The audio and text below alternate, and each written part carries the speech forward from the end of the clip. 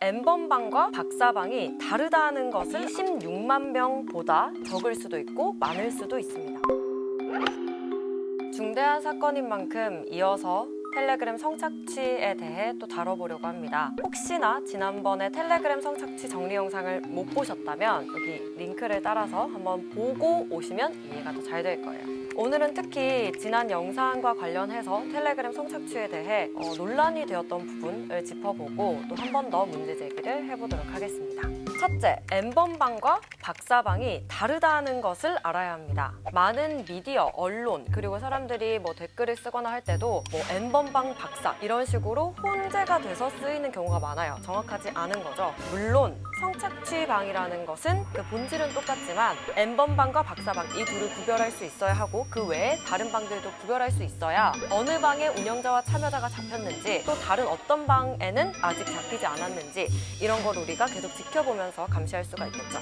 자, 먼저 N번방이란 1번방부터 8번방까지 이 8개의 방을 N번방이라고 합니다. 갓갓이라는 닉네임을 가진 사람이 운영한 방이고요. 지금 신상이 공개된 박사라는 사람이 운영한 박사방은 20만 원짜리 방, 60만 원짜리 방, 150만 원짜리 방 이렇게 3개로 나눠진 방을 박사방이라고 합니다. 이 N번방 박사방은 굉장히 숨겨져 있어요. 그러니까 이 방의 링크를 찾기가 쉽지가 않습니다. 이 N번방과 박사방으로 가는 통로 역할을 해주는 방들이 따로 있어요. 그곳은 N번방과 박사방의 링크를 받을 수 있는 곳이라고 생각하면 됩니다. 불법 성착취물을 공유해서요. 이 방들 이외에도 또 N번방의 자료, N번방의 성착취물과 박사방의 성착취물을 또 날라서 퍼뜨리는 방들도 있어요. 예를 들어서 1번방 같은 자료 혹은 박사방 땡땡땡의 자료 이런 식으로 또 다른 카피방, 유사방이 생겨서 이곳에서도 성착취물이 퍼지게 됩니다. 뿐만 아니라 지난번 영상에서 소개했던 지인 제보방 혹은 특정 직업 피해자의 방 이런 방들은 모두 N번방과 박사방과 다른 방들이에요. 그러니까 N번방, 박사방이 가장 크게 주목받고 비난받고 있지만 이 방과 연관 없이 불법 성착취물을 유통하고 있는 방도 있다는 걸 알아두셔야 할 것 같습니다. 둘째, 텔레그램에서 성착취를 한 사람의 수는 정확하게 추산할 수가 없습니다. 26, 27만이라는 숫자는 어디서 나왔냐고 하면 텔레그램 속에 80여 개의 불법 성착취물을 유통하고 있는 방의 참여자 수를 단순 합한 값입니다. 그러니까 중복된 사람이 있다는 거죠. 즉, 한 명의 사람이 두세 명으로 집계됐을 수도 있다는 겁니다. 하지만 이 26만이라는 숫자에는 N번방이나 박사방 같은 유료 방은 집계되지 않았다는 점도 알아두어야 합니다. 조사 당시에 유료방에는 접근 자체가 안 됐기 때문에 N번방과 박사방 그리고 그 외 유료방에 있는 참여자 수는 아예 집계를 할 수가 없었습니다. 텔레그램에서 성착취를 한 사람은 26만 명보다 적을 수도 있고 많을 수도 있습니다. 다만 접근 가능한 방 중에 가장 많은 참여자 수가 있던 방은 한 방에 23,500명이 있는 것도 확인됐습니다. 이와 관련한 자료는 한국사이버성폭력대응센터에서 자료를 가지고 있습니다.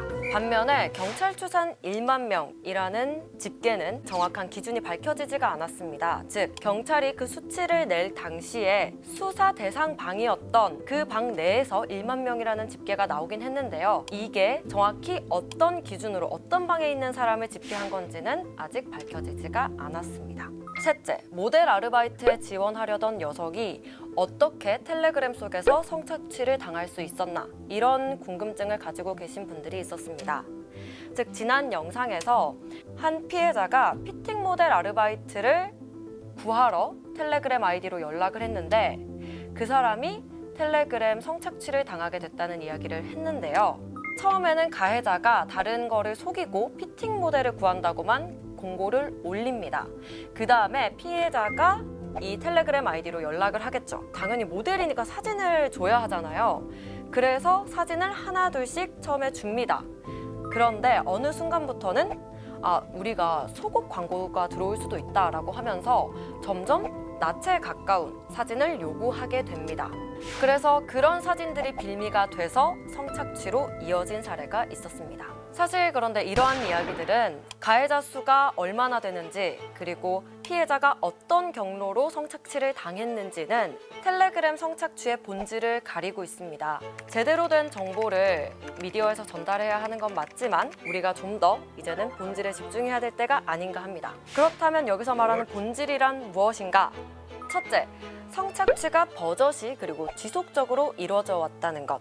둘째, 성착취의 수요 자체 그리고 느슨한 법이 범죄를 방관하고 또 만들었다는 것.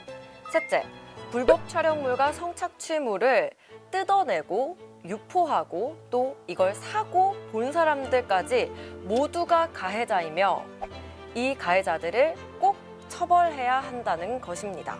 그러니까 우리는 이 본질 세 가지에 집중을 해서 여기에 우리의 에너지를 쏟는데 집중해야 할 것 같습니다. 지금 덕분에 SNS에서 N번방 미성년자 성착취 이런 해시태그 릴레이 운동도 벌어지고 있고요. 대통령도 이 사건에 대해 집중적으로 수사하라라고 지시를 하면서 점점 사건이 공론화되고 있는데요. 문제는 가해자 수나 피해 여성이 어떻게 피해를 당하게 됐는지 그리고 또 이번에 밝혀진 박사라는 인물의 이전에 했던 행동들에 미디어가 주목을 하면서 본질을 가리고 있다는 것입니다. 본질을 가리게 되면 혐오가 생기게 되고 이 혐오는 또 다른 갈등을 낳을 수가 있겠죠. 텔레그램 성착취 여기에 분노하고 또 처벌을 원하는 목소리가 많아지면 많아질수록 특히 성별을 막론하고 이런 목소리를 내는 사람이 많아질수록 이와 비슷한 범죄가 점점 없어지지 않을까요? 지난 텔레그램 성착취 정리 영상을 보시고 이거를 세계 각국에 널리 알려주시겠다면서 각국의 언어로 번역해 주신 분들이 계십니다. 정말 감사드립니다.